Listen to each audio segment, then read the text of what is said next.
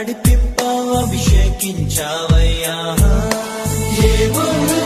నాలో నీ విన్నగానను హెచ్చించుటకు యేసయ్యా ఏమి ఇవ్వగలను నీ గొప్ప కృపకై విరిచిన నా మనసేనయ్యా నీ కొరకే నేను జీవిస్తానయ్యా మన ప్రేమను కథగా వివరిస్తానయ్యా నేనేమయ్యుంటినో అందుకు కాదయ్యా నా క్రియలను బట్టి అసలే కాదయ్యా